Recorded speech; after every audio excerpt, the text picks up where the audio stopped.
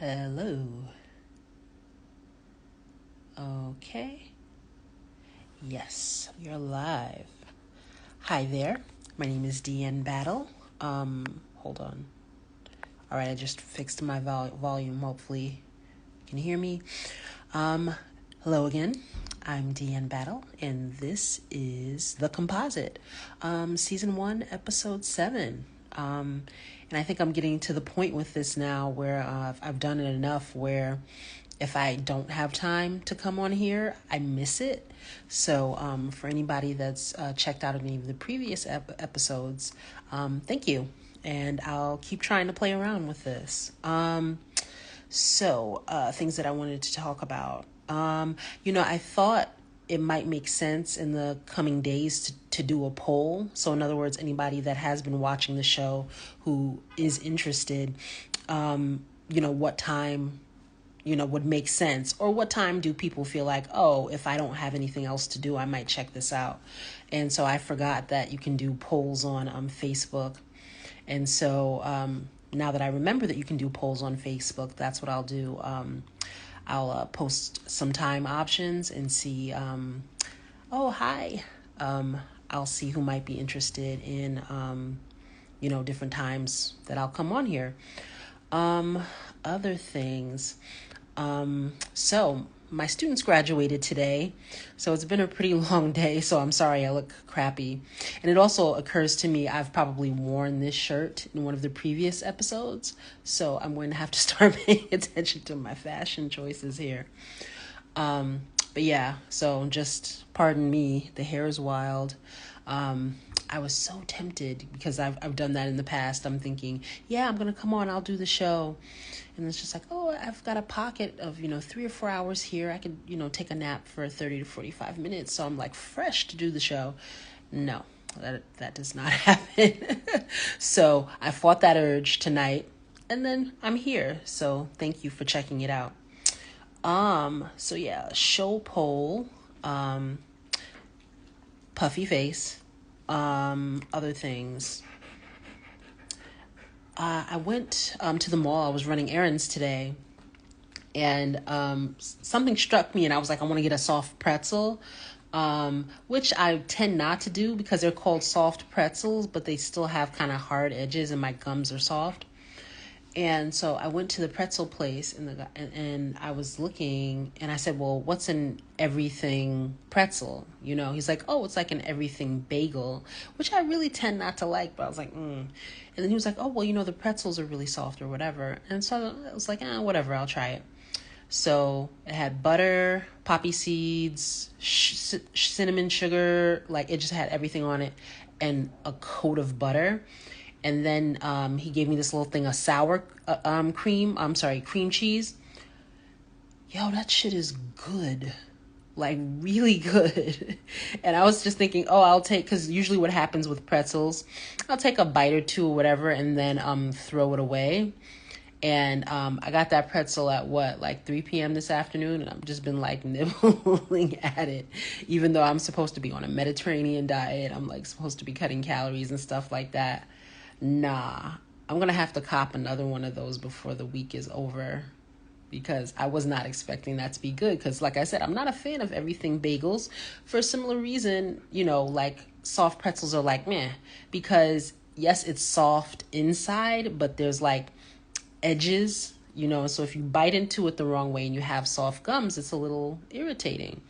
But the way he hooked them up and he was explaining it to me, he was like, oh, okay, well, this batch, some people were complaining that the bagels were too, the pretzels were too squishy. I was like, no, this is perfect squish territory for the everything pretzel. And again, I'm not a huge pretzel person, but that shit had it together. All right. So that's my little food connoisseur review there. Other things. Khalees is fascinating. And a friend I was talking to yesterday was like, they say that she's dating Bill Murray. And I was just like, oh, are you sure? I was asking her to cite her sources. I was like, which magazine did you look into, because that sounded like a Star magazine headline to me, because it's like, did you just write celebrity names on like slips of paper and just put them in a hat, and just like those are the names that came out, Khalees and Bill Murray. So that's what I was thinking to myself, and I was like, are they dating? No, I don't know, maybe, I don't know.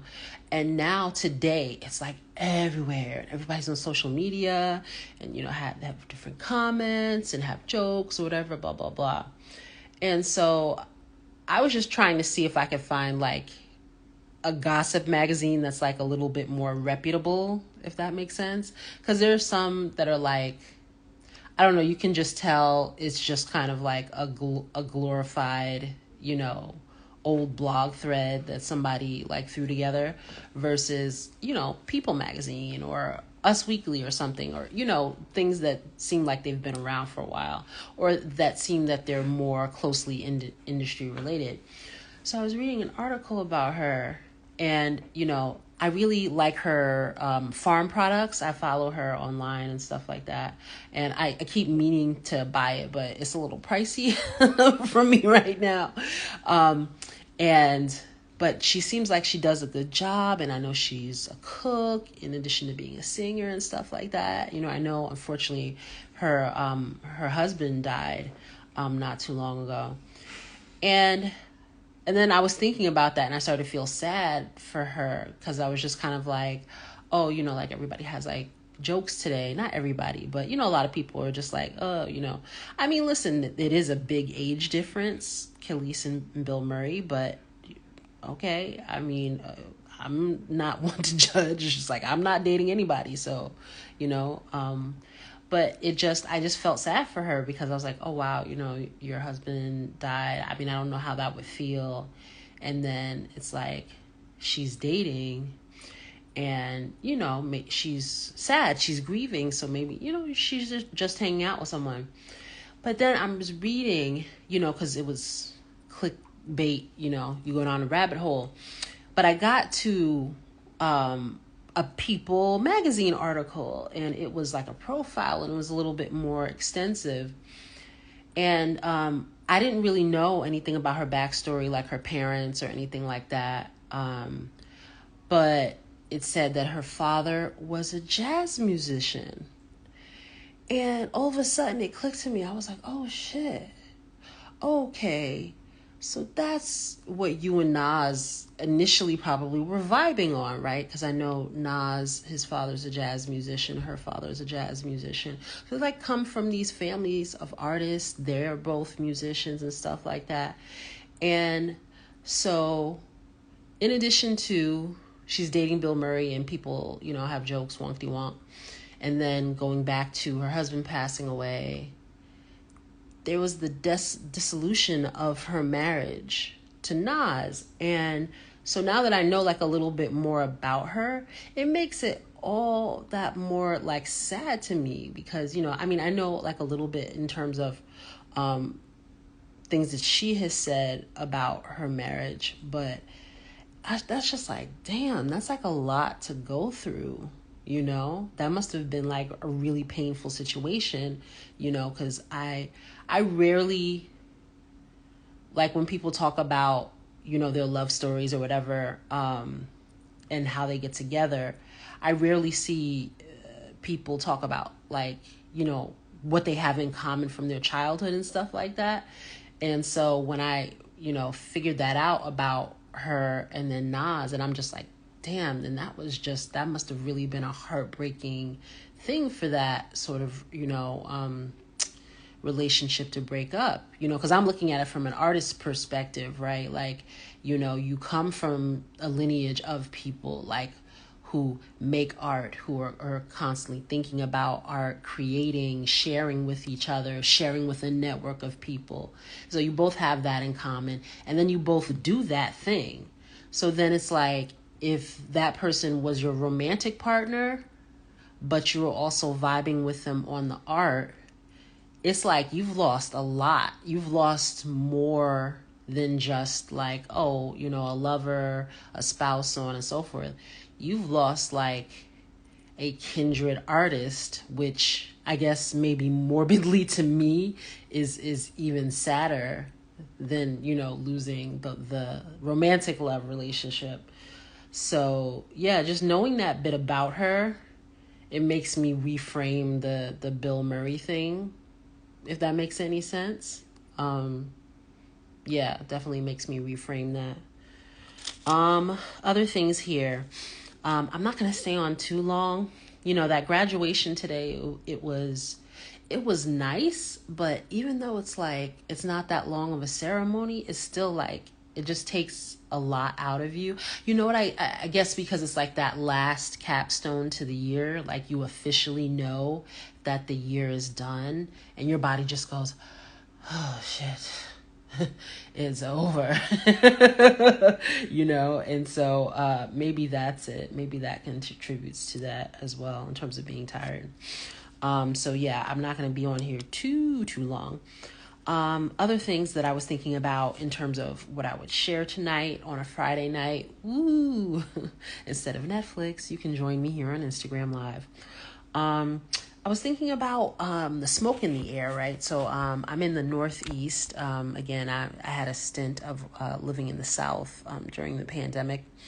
But I came back East, and I'm asthmatic. And so the air quality situation, from New York down through where I am, it's intense. It really is, because on Monday of this week, Wednesday of this week, I was just really having a rough time. I was like outside with my dog at like 6 a.m. and she was coughing, I was coughing, and I was like, wow, this is really intense. And it's from wildfires in Canada. I'm just, for me, I've just been spending the last few days trying to imagine, like, if this is what it's like here, and I'm not good with math, hundreds or thousands, possibly thousands of miles away, or possibly not that much. I think I read an article saying that it was traveling 500 or 600 miles from Canada. So we'll go with that. But, I was thinking about, like, how intense must it be if you're there? I mean, I don't imagine that you could continue living in that area given what I'm seeing on this end, because for the past few days, it seems like the whole area that I live and work in is, like akin to a park if you're showing up, 5 minutes after a barbecue is over. I mean, it's just super, like, thick, noticeable smoke. Today was a little bit better, but Wednesday and Thursday, just everything smelled like charred. And, I was thinking about what that means in terms of thinking about, climate change and things of that nature. Because when I was a kid, and then I used to explain this to my students, but now they just kind of like, the ones that I talk to about it, if it comes up, acid rain, they just kind of look at me like, that just sounds so weird. But I remember that was the thing, right? You would see a haze over the city of New York, and it would just be like, they would put, alerts on, like, oh, okay, well, if it rains, it'll have a percentage of acid, literally acid rain. And then it just became not a thing. And so now, all these years later, as an adult, like in a real adult, just as a segue, I was on a text thread with my friends, and I realized it's been 20 years since we graduated from college. What? Yeah, I don't feel like a person that's been out of college for 20 years.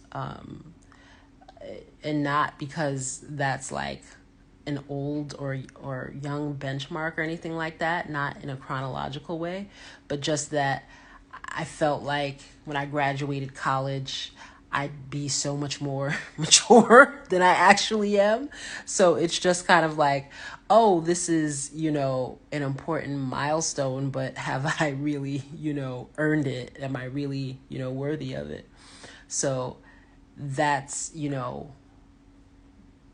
something that I'm thinking about.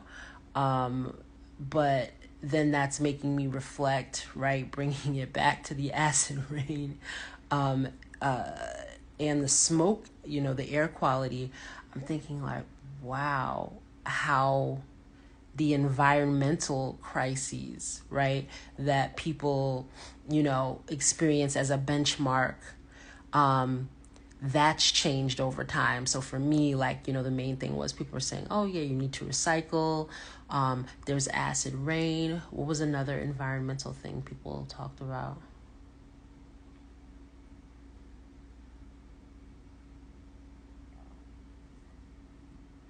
I think I remember seeing a lot of commercials on TV in the late 80s and early 90s about water issues, different countries that needed clean water, and that it was harder to get clean water, because of pollution and things like that. So I think that those were, environmental biohazards that I remember, or that were political or cultural issues. But for young people now, it's like, oh, okay, the air is filled with smoke because Canada's on fire, because I have to assume it's related to some sort of industrial, stripping of the land, or perhaps oil sands or things like that.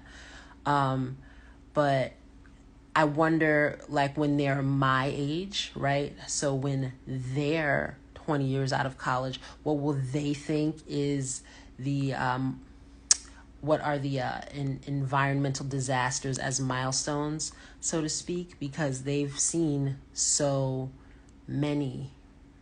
And I think the one with the smoke is because it can make you so uncomfortable, because it's something, that even people who don't think about climate change or, environmental disasters, people who feel removed from it, like it's hard as hell to remove that smoke from your lungs and your nose and your mouth, right? It's very immediate. And so I wonder, because they have so many of those as environmental disaster slash milestones, like, which ones would you remember as like a middle-aged adult? Or would it just be so part of your mind frame that it would just hover in the background? You wouldn't even necessarily think about the fact that it's going on. So that's something I was wondering about with that smoke. And I guess the last thing is, and I think I might have talked about this partially on episode 6, is, thinking about this teacher's summer that I have ahead of me, and what it really looks like to try to refill myself when I'm depleted. And what do I mean by refill? I mean, like, kind of any anxiousness or negativity. How do you kind of cleanse that, to feel lighter, to feel renewed, to bring the joy back? And so I have like a lot of administrative and, personal creative goals, working on my stories and stuff that I want to achieve. But then I'm also in my mind trying to balance that with the fact that, oh, you actually have to make yourself turn it down a notch. You actually have to make yourself rest, right? Because sometimes when you're so tired, mentally, emotionally, spiritually, you don't necessarily realize how tired you are. And so then you don't really, you're not cognizant of how much corrective repair that you actually need to do. And so why is that important? Because it's like, yes, I have a teacher's summer ahead of me, but if I don't actively make that refill process, a part of, hey Zena, Oh, doggy's here. Wait, hold on a second. Zena.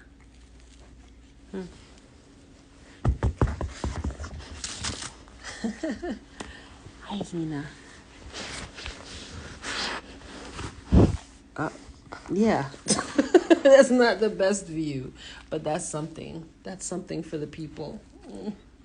Okay, you can get down now. But yes, not making rest and repair an active part of the summer will probably mean that it doesn't happen, right? So that is something else to add to the to-do list. This actually in the background, hold on a second, behind the dog. So this is the it's a pullover, like a pull up from my alma mater here, and it's, a cream color, which I was hesitant to get, but at the time, I was a bit heavier than I am now. This was the only thing that they had in my size, and I was like, oh, I never, when I was in undergraduate, right, connecting back to being 20 years out and everything, I was like, I never, really spent money, feel like a necessarily a good use of the money I was making on work study and stuff like that. So I went back and I was like, oh yeah, maybe I should buy gear. And so I get this thing and it's cream colored, and I wore it successfully once, and here's why. Right, so I told you I generally don't buy cream colored things, and literally the first thing that happened when I wore it, I spilled coffee on it. And when did I get this? I'm trying to think about when I went back. I think that was 2010. Oh goodness, I don't even know. So I've had this thing here at least, I want to say 10 years, I guess now. And it's had this coffee stain in it this whole time. And so I spent a lot of money, in my opinion, on a sweatshirt pullover just because it had the college logo on it. And I only wore it to look fly once. Now, that doesn't mean I haven't worn it, because yes, hold on a second, I want you to be able to see this shit.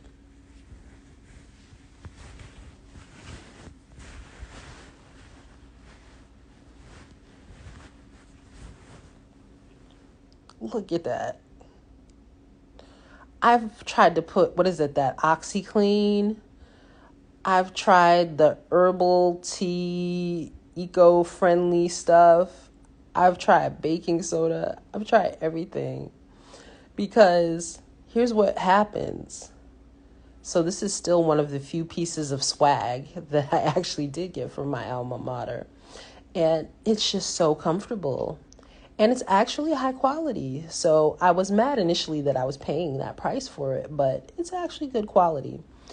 But I just get annoyed. And so I never, threw it away or whatever, and never figured out how to get the stain out of it.